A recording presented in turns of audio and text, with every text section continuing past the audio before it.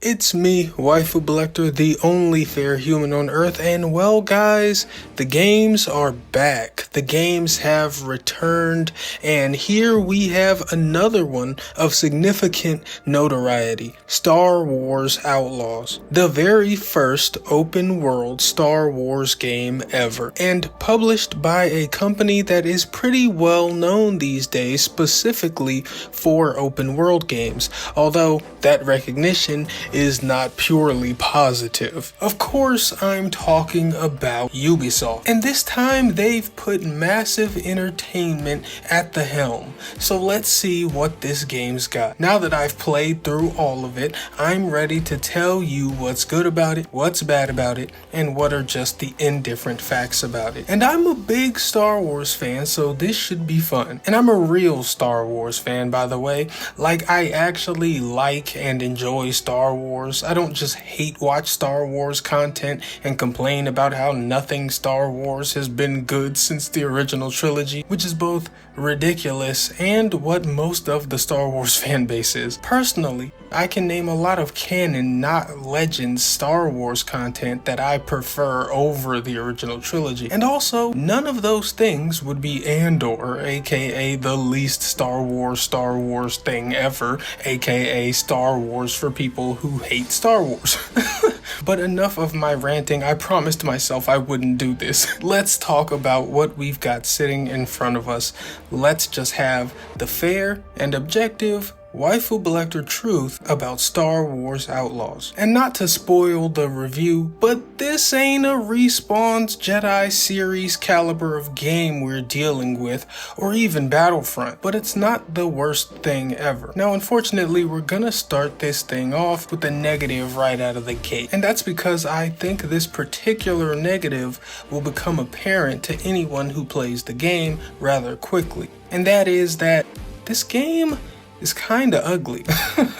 Distant environments look good, but anything you're remotely close to, including people, gets pretty unattractive. Not in the way that you look at, say, something like Elden Ring, where the art direction looks beautiful, but the game is technically unimpressive when you examine it. No, Star Wars Outlaws is a technical mess almost as soon as you get near anything. It's trying to be pretty, and sometimes it can be, but it often just isn't. Characters' faces and animations and stuff during dialogue feel borderline retro with how stiff and technically unimpressive they are. It's pretty disappointing in that regard. When you play a big budget Star Wars game, you definitely hope for it to be more attractive than this. But while the graphics can get a little janky, get a little stiff and cheap feeling a lot of the time, the game has more modern gameplay, albeit like a modern open world Ubisoft game. There aren't a ton of surprises or innovations happening in Outlaws,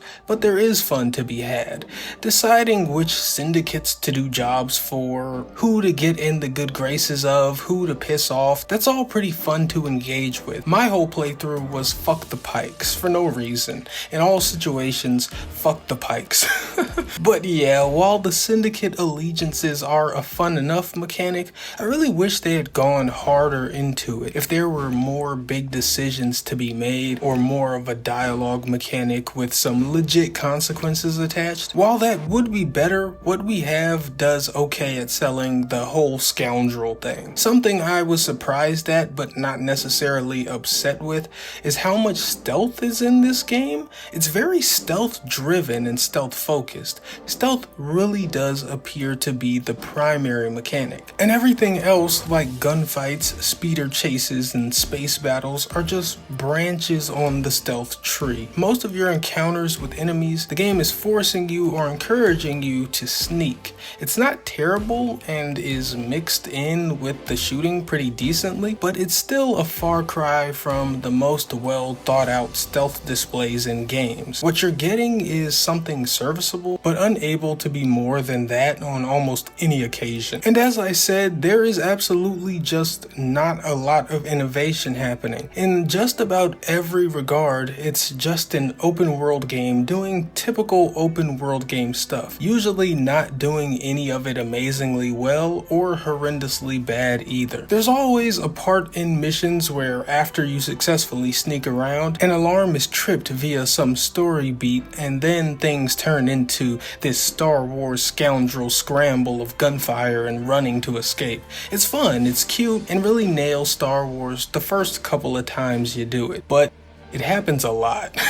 The bulk of the fun in Outlaws isn't a new kind of fun, it's just sort of a chill but ultra brain dead fun that Ubisoft may have patented at this point.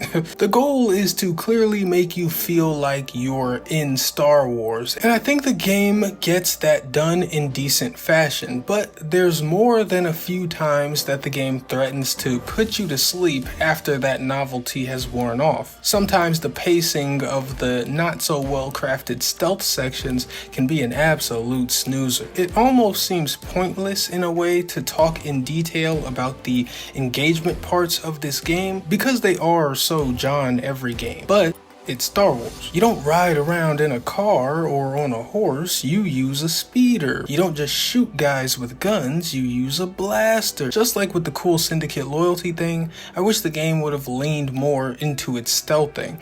Although it's the main feature, clearly, everything else doesn't complement it like it is. I think the inclusion of a lot of puzzles and more thoughtfully crafted stealth rooms could have really put the game in a more firm position. But as it stands, this is a very middle of the road, unimaginative game that does, however, get a little bit over that midpoint by way of it kind of nailing its identity as Star Wars in a lot of spots. Although, of course, this isn't the personality that Outlaws specifically has created because of this thing being Star Wars. They still, however, house the personality of the universe well, especially the earlier iterations that Outlaws is clearly riffing on the most. This could have been a Han Solo game and nearly everything would still be the exact same. That's sorta how purely original Star Wars it is in execution. And they execute it well, even in mini-games like Sabacc, the Star Wars universe card game fans have long wanted to play for themselves.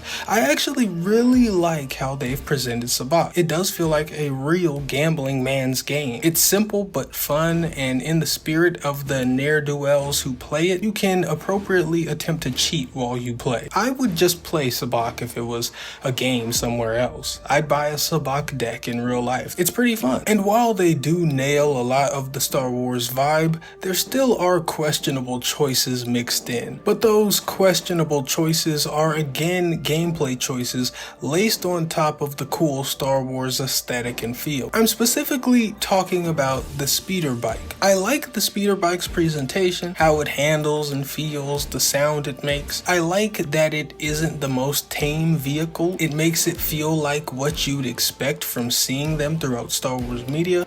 However, you strangely can't free shoot on the speeder. You can only charge up and then use the Red Dead-esque Deadeye mode to kill enemies on speeders. You can't just freely aim around and shoot at them. It's so fucking weird and turns the otherwise exciting speeder chases into awkward riding around until you're able to unleash the Deadeye. It's a very strange choice that I don't agree with. One thing I can say, however, is that the exploration and discovery in this game is pretty good. Just running off anywhere is often decently rewarding and fun. You're usually rewarded with components for skill upgrades and stuff, which is good. It would be better though if those skills felt more pressing to get, but the game's simple and easy enough that it hardly matters. But that's an issue with the skills themselves and not the rewards or discovery. But okay, how is the story and the writing, you may be wondering? Well, it's not very good.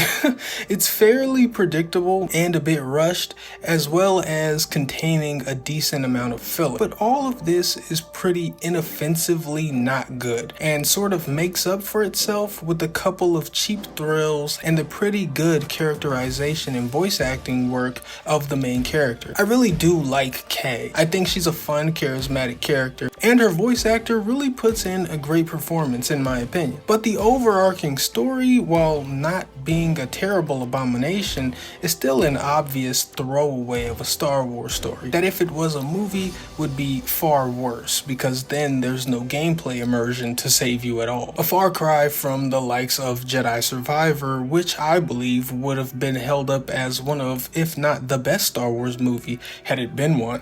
I guess what I'm trying to say is that Star Wars Outlaws is a very by the books game that doesn't get a ton horribly wrong, but also doesn't really do just about anything to stand out besides lean into its IP. But that lean works just well enough to put them solidly over the line of pure mediocrity. It's the kind of game I think someone could thoroughly enjoy if they don't play a whole lot of games, or if they don't have anything else to do, or if they're just absurdly obsessed with Star Wars. But other than that, you've just got a pretty textbook open world game that doesn't swing too strongly into being bad or good. It's mostly got an unwavering midness that I can likely see disappointing a lot of people, but it's got fun enough exploration and immersion that it's a solid enough experience. If I had to put a number on it, I'm feeling a 6 out of 10. 60% good, 40% bad. But I don't know about if you should drop your $70 on this one if you're on the fence. If you aren't extremely sure you'll enjoy it, you might want to wait for a discount. There's a decent enough time to be had, but it's not the most compelling time. Anyway, I suppose I'm finished. It honestly didn't feel like there was too much to say about the game.